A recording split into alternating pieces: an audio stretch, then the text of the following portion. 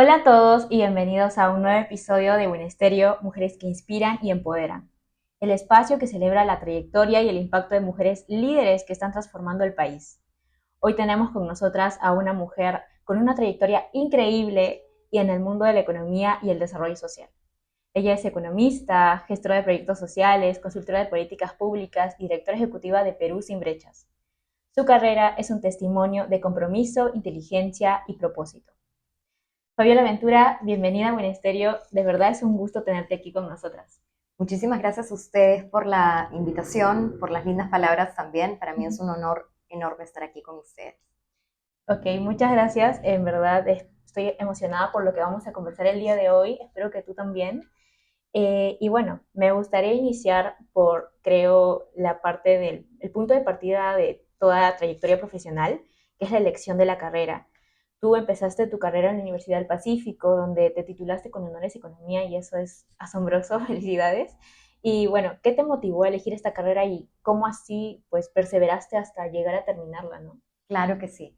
Mira, yo creo que lo planteas de la mejor manera. Uno cuando elige la carrera, creo que muchos tienen la suerte de escoger también su pasión, Uh de -huh. poder volcar la vocación que uno lleva dentro hacia las habilidades profesionales y cambiar el curso de su vida. Y en mi caso, lo que intento es cambiar el curso de la vida de los demás a través de la economía social.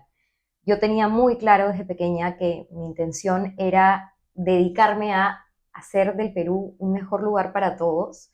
Creo que a los 16 años, cuando me tocó elegir la carrera, tal vez no sabía muy bien el cómo, pero encontré en la economía un medio precisamente para contestar esos cómo, porque creo que en un país tan complejo como el Perú, en el que nos enfrentamos a tantas desigualdades, a tantos matices de pobreza, es muy complejo de entender y creo que es ahí donde la carrera profesional, la carrera académica responde mucho de eso. Y por otro lado también el corazón, ¿no? De las personas que están volcadas completamente a construir un mejor país. Así que yo te diría que mi yo de 16 años se inclinó por eso, por encontrar a través de la economía un medio para transformar el país en el que vivimos. Me parecen muy bonitas tus palabras. De hecho, creo que esta motivación es algo que ha llevado a muchos proyectos a lo largo de tu carrera y pues también en tus estudios, ¿no? Así que creo que también podríamos continuar porque no solamente has estudiado en la Universidad del Pacífico, luego seguiste con otros estudios en la Católica, maestrías acá en el Perú, pero luego vinieron otras experiencias internacionales. Actualmente estudias en Harvard, has estudiado en otras pues, instituciones como MIT o London School of Economics. ¿Qué aprendizajes personales te llevaste de estas experiencias internacionales y cómo fue el contraste entre lo que aprendiste afuera y lo que viviste al regresar y trabajar aquí en el Perú? Claro que sí, te agradezco la pregunta. Yo creo que el camino académico es una experiencia muy personal. Uh -huh. Yo creo que muchos de los que estamos involucrados en el sector social tenemos estas ganas de hacer las cosas bien. Y la mejor manera de estar a la altura de estas situaciones Uh -huh. es poder prepararnos en la medida de lo posible, ¿no?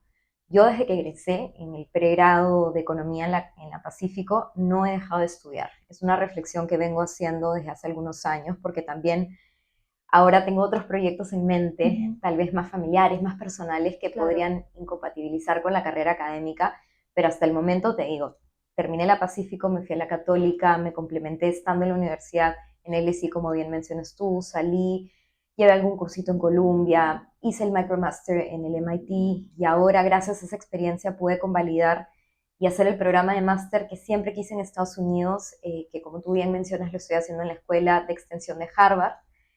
Y yo, la verdad es que sentirme tan cerca a la frontera de conocimiento es Uh una -huh. motivación directa para poder estar a la altura de lo que necesita nuestro país. Yo creo que en el mejor acto de humildad, uno siempre tiene que reconocer que hay algo nuevo para aprender Uh -huh. y a su vez algo nuevo por compartir, porque muchas de las cosas que yo aprendo en clase las aplico directamente en los proyectos sociales que gestiono, las aplico directamente en Perú Sin Brechas, y así vamos multiplicando el conocimiento y vamos haciendo mucho más accesible esta frontera del conocimiento que al final tiene como objetivo, al menos esto es como yo lo veo, Uh -huh. ser más democrática, ser más inclusiva para quienes queramos y tengamos la pasión de aprender, ¿no? Ver siempre el mundo con esta mentalidad de niño, de realmente enamorarse de cada una de las experiencias Ujú. académicas que vas enfrentando y capacitarte constantemente, ¿no? Ok. Y más o menos, entonces, ¿cuál sería ese contraste que viste, ¿no? Porque fuiste al extranjero y luego regresaste aquí. ¿Cuál sería ese contraste? Mira, yo creo que una de las anécdotas más bonitas que cargo en mi carrera académica específicamente comenzó justamente en las aulas de la Universidad del Pacífico cuando mi profesor Renzo Rossini, que en paz descanse, quien fue el Ujú. gerente general del Banco Central por muchos años, no se cansó de contestarme todas las inquietudes que tenía por los modelos típicos de la economía. Para Ujú. mí faltaba un foco social, faltaba un foco humano, un foco en el Ujú. que reconociéramos que las personas no siempre somos racionales, Claro. que no siempre tenemos el mismo tipo de recursos y que sobre todo en complejos de baja institucionalidad como lo tiene el Perú y en situaciones de alta desigualdad, tenemos que ir un pasito más allá. Y la verdad es que ninguno de los modelos que el profe me enseñó en clase satisfizo esta curiosidad académica que tenía. Y en ese momento me mandó a leer a Banerjee y a Duflo, que es Rethinking Poverty. Es entrar a entender cómo es el proceso de toma de decisiones en un contexto de tanta escasez. Ujú. Y te puedo decir que ese primer libro que el profe Rossini me recomendó me abrió la puerta hacia el mundo del desarrollo. Y cómo contrasto mi experiencia internacional. Ya luego en el MIT tuve clases con Banerjee y con Duflo, con ambos, que son una pareja de economistas premios Nobel, Ujú. y poder recibir una clase de ellos, que fueron quienes al momento y Claro. hasta la actualidad mantienen todas las teorías vigentes de desarrollo y de pobreza Ujú. enfocadas sobre todo en evidencia, fue algo impresionante, ¿no? Pero como te digo, esto no se hubiese despertado en mí si no fuese por mi casa de estudios. Si en la Pacífico el profesor Claro. Rossini no me hubiese mencionado hasta el cansancio que iba a encontrar las respuestas en ellos y en específicamente en la economía para el desarrollo. Ok, wow, es una experiencia increíble la que mencionas, también poder como que primero leer a los autores y luego conocerlos en la vida real, es muy genial, la verdad. Em, y bueno, en sí esta motivación que tienes por el desarrollo social, creo que es algo que pues es por ello que también has podido realizar estudios que se enfocan en el desarrollo humano, políticas públicas, pobreza y digamos, eh, pues esta motivación por ver ese tipo de temas, ¿fue una decisión consciente orientar tu carrera hacia el impacto social? ¿Hay alguna experiencia específica durante tu formación que haya marcado tu perspectiva sobre el rol de la economía en la sociedad? Sí, yo creo que tuve la suerte de tener en mi ecosistema familiar a dos personas, que en mi caso fueron mis padres, que Ujú. estuvieron por muchísimos años ligados al sector de salud pública. Mi madre desde la rama del seguro social, recuerdo que nos contaba, además de todas las deficiencias, la manera en cómo ella, por voluntad propia, se iba involucrando en generar ese cambio, ¿no? Y Claro. recuerdo una anécdota que ella seguramente no recuerda ni siquiera el momento en el que me la contó, pero Ujú. para mí marcó mi formación, que fue específicamente el hecho de que en su servicio de otorrino se había malogrado una máquina con la cual no podían hacer un diagnóstico importante a los Ujú. pacientes. Y tenían meses de esa manera, pero lamentablemente no les asignaban el presupuesto, y ya luego entendí lo complejo que es el manejo de presupuesto público en una institución del Estado. Pero como no llegaban estos recursos, ella y sus compañeros decidieron hacer una junta para poder financiar ellos la reparación de esta máquina, y además tuvieron que no disfrazar, pero sí hacer Ujú. pasar al técnico al que contrataron como si fuese un paciente para que pueda Mm. ingresar a las instalaciones y tener todas las facilidades, ¿no? Ok.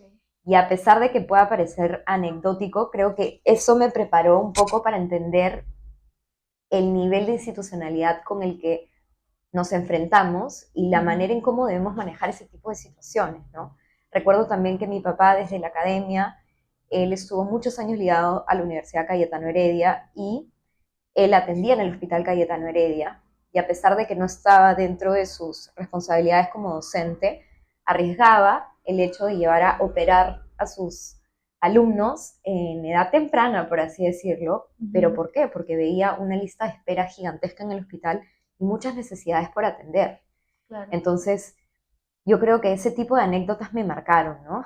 Seguidas de también las visitas físicas que pude hacer Yo recuerdo que la primera vez que entré al Hospital Cayetano Heredia, y la verdad que no voy hace muchos años, Ujú. pero cuando tuve la oportunidad de ir, recuerdo que no habían ventanas, al menos en el primer piso. No habían, digamos que, división de vidrio, sino utilizaban cartones.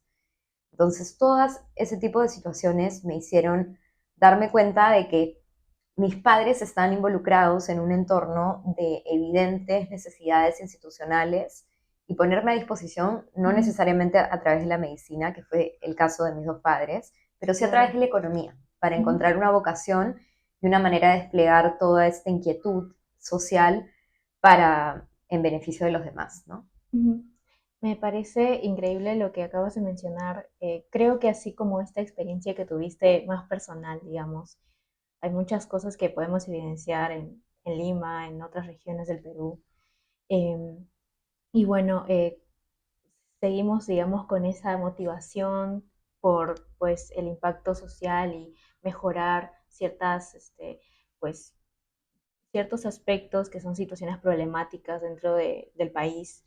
Y creo que esta motivación, un poco que al principio de tu carrera te incentivó tal vez a llegar a instituciones públicas, porque fuiste economista del Gabinete Viceministerial de Economía en el MEF, donde contribuiste en la elaboración del Plan Nacional de Infraestructura, también has trabajado en el Banco Mundial.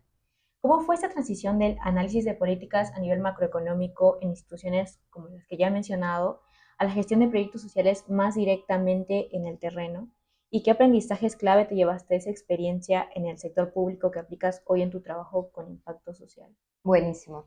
Mira, yo en realidad quisiera abordar esta pregunta porque es compleja desde una reflexión con la que iniciamos, que es no el cómo, sino los cómo. Ujú. Al tener cada uno como misión personal y como misión elegida involucrarse en temática social, uno se enfrenta a un mar de posibilidades. Porque mal que bien, en realidad, además de haber muchas necesidades, hay también diferentes espacios, y cada vez son más, en el que uno puede generar impacto social. Ujú. Yo creo que tengo la suerte, la hiperactividad, la, no sé, la vocación de haber podido participar en gran parte de los espacios, hasta impensados en algún momento, pero como bien mencionas tú, mi trayectoria comenzó en el Estado. Yo quería tener un poquito más de madurez profesional Ujú. antes de involucrarme, pero la verdad la oportunidad se dio. En el 2017 me llamaron para el gabinete del Ministerio de la Producción en pleno fenómeno del Niño Costero y atendimos la campaña de ayuda humanitaria, Ujú. que fue una sola fuerza. De verdad que fue una campaña muy bonita en la cual hubo mucha movilización del sector público y privado. Ujú. Y luego, un poco como tú bien mencionas, es que complemento esta experiencia un poco en el Estado. Luego tuve la oportunidad de estar en la PCM atendiendo ya como la etapa posterior al desastre, que fue la reconstrucción, y Ujú. finalmente en el MEF inclusive, donde aprendí muchísimas cosas porque creo que ahí es un lugar muy apasionante para cualquiera que quiera utilizar la economía al servicio digamos, de la mejora de vida, Ujú. porque en el MEF es donde vas a poder identificar muchísimos de estos cómo que te menciono, ¿no?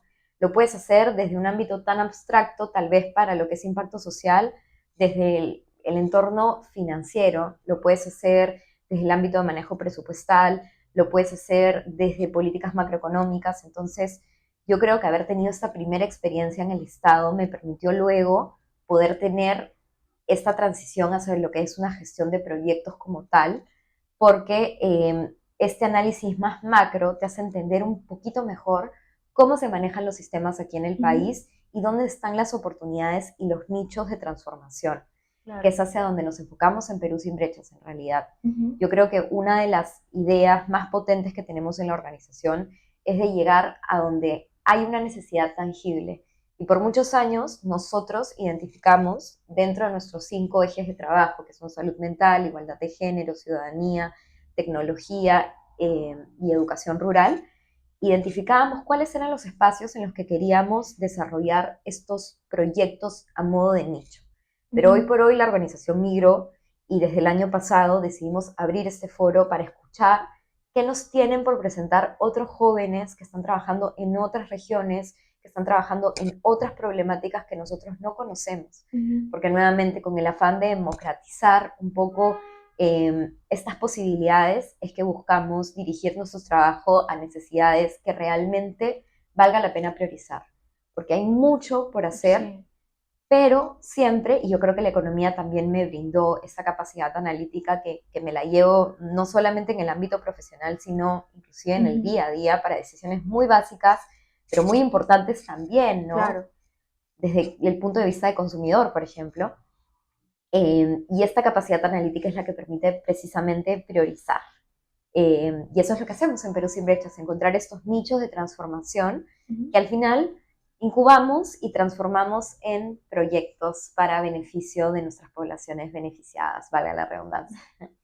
Ok, la verdad que justo hablando de Perú sin brechas, creo que la siguiente pregunta tiene mucho que ver con ello.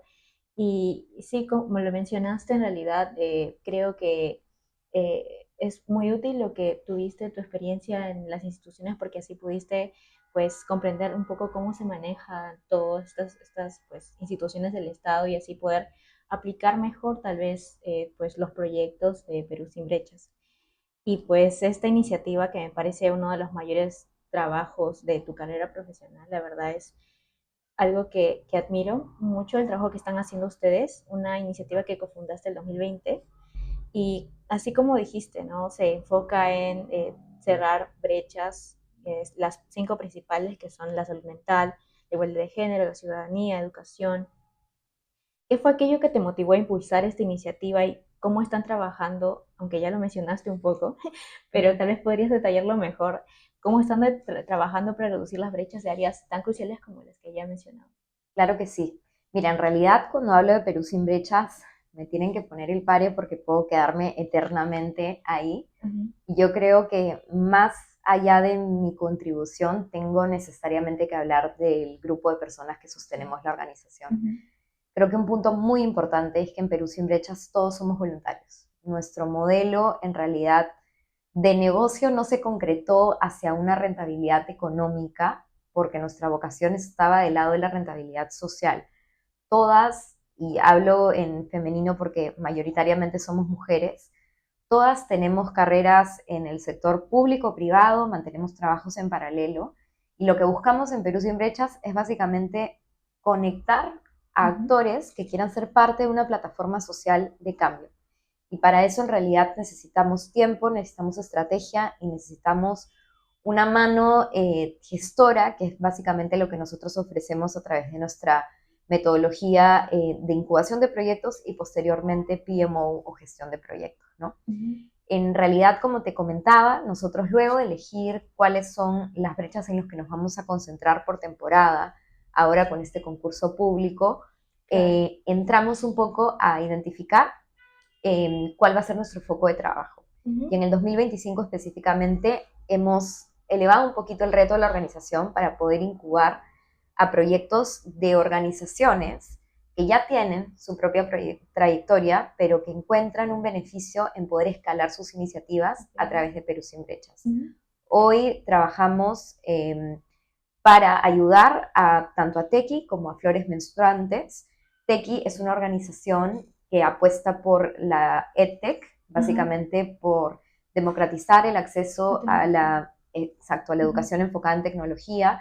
Ellos tienen un enfoque muy bonito porque les gusta que esto sea focalizado desde, digamos que, la educación básica, ¿no? No Ujú. esperar a estar cerca a la secundaria o estar cerca a esos años en los que estás decidiendo tu carrera Claro. para poder contar con una formación que te permita entender lo que es la programación de datos, lo que es el lenguaje de coding y Ujú. algunas otras herramientas que luego tal vez podrían Ser definir útiles. exacto Ujú. y catapultar tu propia trayectoria, ¿no?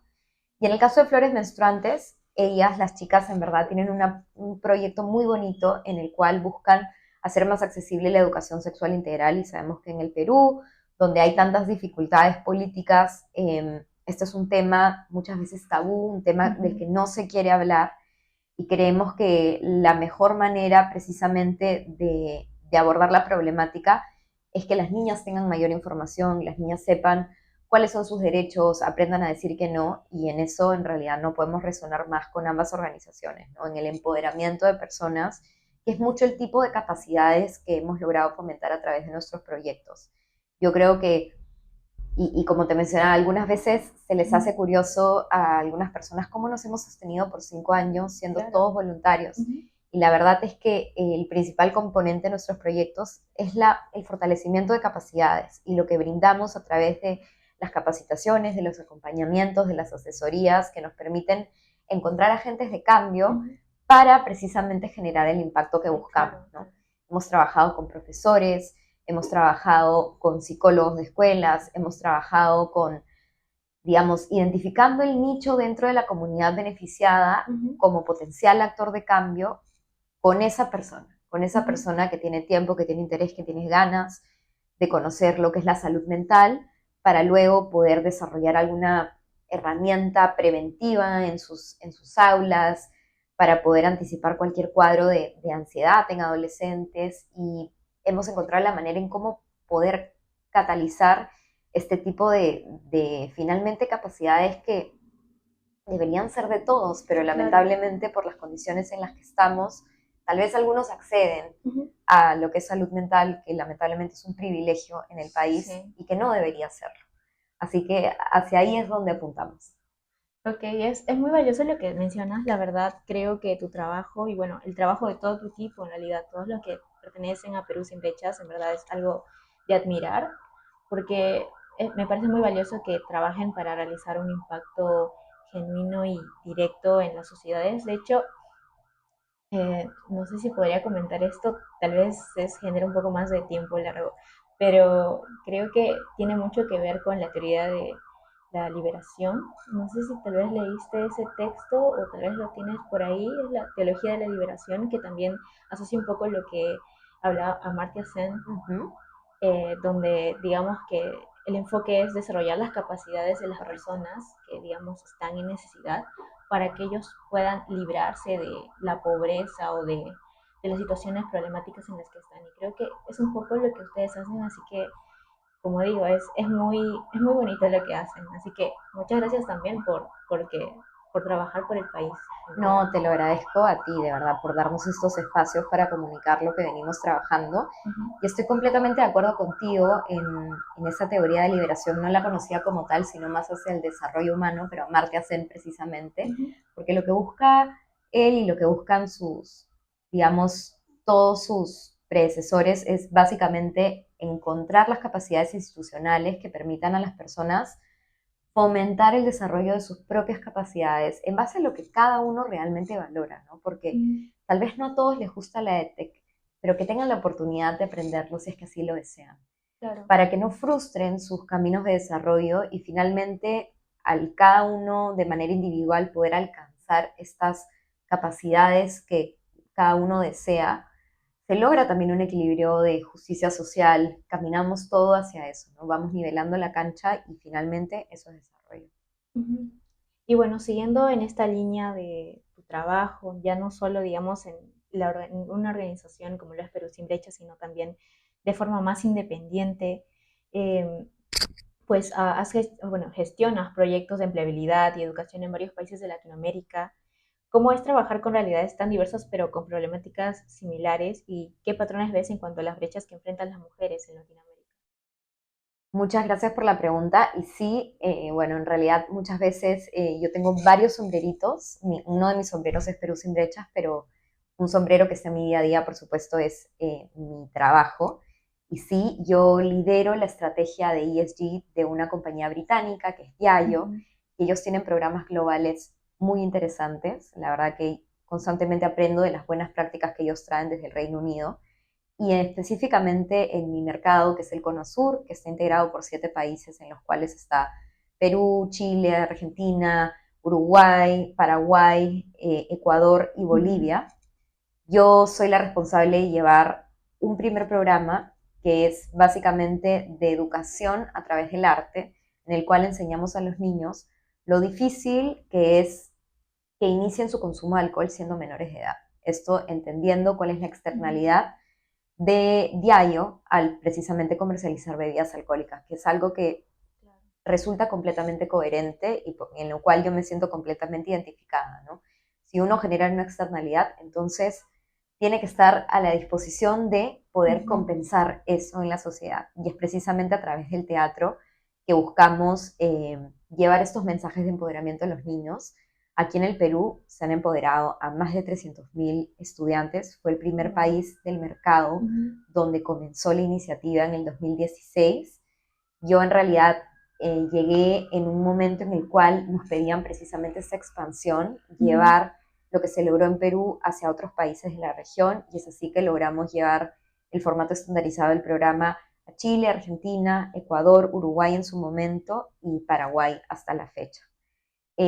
Yo creo que una de las experiencias más bonitas que me llevo de esta gestión de proyectos es precisamente acercarme también a lo que son las buenas prácticas de ESG para el sector claro, corporativo, que ujú, como comentábamos al inicio, hay muchas maneras de hacer impacto social ujú, ahora. claro, Tal vez es uno de los mejores momentos porque cada vez hay más compromiso, hay más conciencia social. sí, Y el hecho de que el sector corporativo tenga el interés de sumarse en esta misión, a mí me parece completamente coherente sí, con la intención que tenemos las personas que somos parte del ecosistema ujú, social.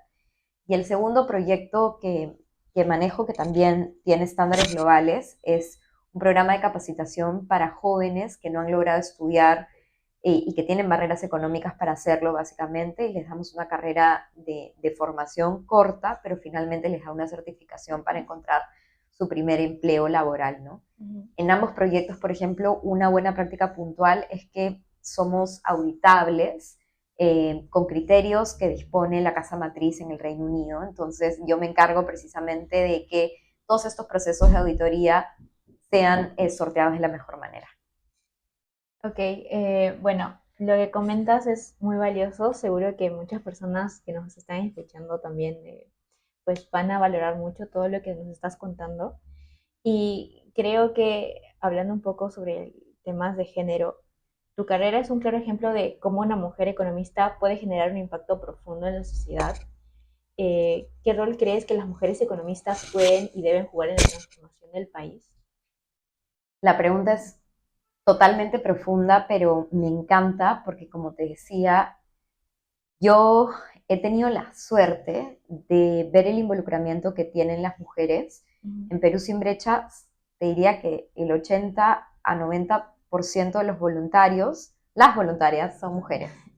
Y eso es algo que nosotras no hemos buscado, sino claro. simplemente se ha ido dando, y la verdad es que las puertas siempre están abiertas y siempre son muy bien recibidos los Ujú, hombres, pero en mi experiencia cercana, las mujeres son quienes tienen mayor participación en el sector social, y personalmente me llena de inspiración porque creo que hay sectores que usualmente vienen siendo masculinizados, como son ujú, los sectores de tecnología, los sectores de construcción, los sectores de consumo masivo inclusive, en algunos segmentos, ¿no? Entonces, el hecho de que al menos en el Perú y en mi experiencia por las diferentes esferas en las que me ha tocado transitar de la sociedad, el hecho de que cada vez hayan más mujeres participando y sean quienes tengan la iniciativa para desarrollar nuevos nichos de acción social, ujú. me llena de inspiración. Yo creo que el rol de las mujeres economistas apasionadas por el cambio social es precisamente el que estamos viendo, el de ser las lideresas y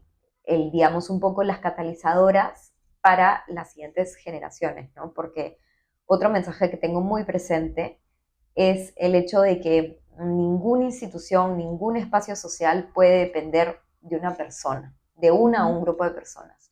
Siempre tenemos que pensar en cómo vamos generando este legado que va a alimentar a la siguiente generación, y ese también es un rol en el que la mujer se compromete completamente, ¿no? La mujer por naturaleza acoge, por naturaleza aprende y enseña, por naturaleza quiere dar de vuelta eso que recibió en algún momento de quien fuese, ¿no? ujú. Entonces creo que esa es una de las cualidades más bonitas que me llevo de las mujeres en el sector social económico.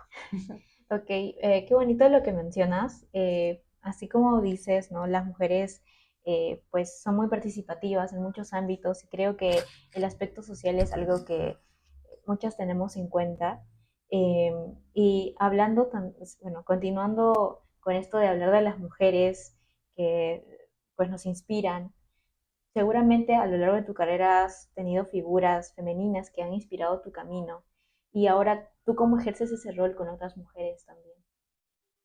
Sí, yo creo en realidad que mi inspiración se las debo a mujeres que admiro mucho más allá de razones ligadas a temas académicos y profesionales. Ujú. Yo creo que una de las cosas que más admiro en las personas está en la parte blanda, precisamente, en los valores, en la capacidad con la que se enfrentan a la vida, cómo no tuercen su mano en ninguna situación, sino más bien anteponen su norte, que es básicamente lo que les lleva a destacar en cualquier lugar, ¿no? Y eso contagia. Entonces, cuando yo Claro. pienso en mis mentoras, pienso mucho en su capacidad humana, en su capacidad de liderazgo, en lo hábiles que son, por supuesto, y cómo esto se demuestra en su carrera profesional, pero lo humanas que pueden ser, Ujú. no solamente a puertas cerradas, sino en ambientes colectivos, ¿no? Qué importante es poder mostrar siempre la humanidad de las personas. Creo que eso es una de las cosas que más me han contagiado mis mentoras. Y en cuanto a lo que yo le llevo a otras personas, bueno, yo ya estoy entre el umbral de los 30 y más allá. Entonces, yo creo que en estos años Ujú. de trabajo siempre con buen corazón, he tenido la suerte de conocer a muchas personas que tienen la misma entrega. Ujú. Entonces espero haberle sí Todo contribuido en algo. algún sentido. Ujú. No podría poner igual las manos al fuego porque creo que eso también es mucho el viaje personal y Claro. lo que va encontrando cada uno al conectar con otras personas, pero Ujú. de mi lado siempre tengo total disposición para, más allá de lo que estamos viendo puntualmente, sea un tema laboral, sea un tema del voluntariado, sea un tema de tal, siempre darle un espacio precisamente a esa humanidad, a esa, cómo está tu familia, a Claro. esa, cómo te sientes tú en este momento de tu Ujú. carrera, cuáles son tus frustraciones, qué recomendación necesitas de mi parte, qué lección aprendida te puedo compartir. Y yo creo que eso es un componente muy importante de mentorship también, que espero haberle llevado, sobre todo a las voluntarias de Perú Sin Brechas, que son con quienes más comparto. Bueno, en realidad, hablando de esto, de pues tu rol con otras mujeres, debo decir que mientras estaba investigando un poco tu carrera, de hecho me inspiró bastante y creo que seguramente muchas personas que nos van a escuchar van a inspirarse igual o más todavía por todo tu trabajo. De hecho, creo que es algo muy valioso, así que igual otra vez agradecerte por todo lo que has realizado, es decir, es muy impactante. Y pues ya hemos hablado a lo largo de todo este episodio hemos hablado sobre tus logros, tanto a nivel académico y tanto a nivel profesional con tus proyectos, pero ya pensando en el futuro, ¿no? ¿Cuáles son tus próximos desafíos y hacia dónde ves tu carrera en los próximos años? Claro que sí. Bueno, yo creo que el reto más inmediato que tengo es terminar mi máster en la Escuela de Extensión de Harvard. Yo en este momento estoy cursando mi último curso después de muchos años de inversión de tiempo, sobre todo Ujú. en el proceso de admisión, que no es sencillo, pero se puede, y en encontrar cuál era mi camino, porque yo he tenido la suerte de caer, por así decirlo, en la única escuela de la universidad que me Ujú. permite avanzar de manera híbrida. He estado 2 veces en Boston, ahora voy a estar una tercera vez y bueno, Wow. digamos que muchas cosas mediante, porque ya Ujú. no puedo hablar solamente de un factor, sino muchos por cómo está el panorama global, Claro. lograría terminar mi máster con la presentación de mi proyecto final, que es una especie de consultoría para el desarrollo Ujú. que le estoy haciendo aquí en Perú sobre temas relacionados a matrimonio infantil y Ujú. uniones tempranas. Lo estoy realizando gracias a un sponsorship de Naciones Unidas y específicamente la Agencia de Poblaciones aquí en el Perú. Así que yo te diría que mi reto inmediato es eso, acabar la maestría, poder graduarme. Yo creo que en cuanto a temas académicos, me toca también colgar un poquito los chimpunes hasta que haya alguna nueva actualización importante en el mundo del desarrollo. Como te Ujú. decía, yo no he dejado de estudiar desde que entré al pregrado y estoy muy agradecida por las oportunidades que me han dado, que he buscado también, porque creo que ese es otro punto importante, Ujú. reconocerse a uno mismo, que muchas veces uno llega a los espacios en los que está por esfuerzo propio también. Han sido Claro. muchos años para mí de dedicación al estudio, así que también quisiera poder ponerle una pausa proactiva siempre, porque seguro voy a estar buscando algo más Ya. pequeño en paralelo, pero tal vez ya no un programa como tal. Claro. Y en cuanto a temas profesionales, creo que estoy en un momento en el que estoy buscando como ese siguiente paso Ujú. que me permita precisamente aplicar todo lo que he aprendido en esta última maestría, ¿no?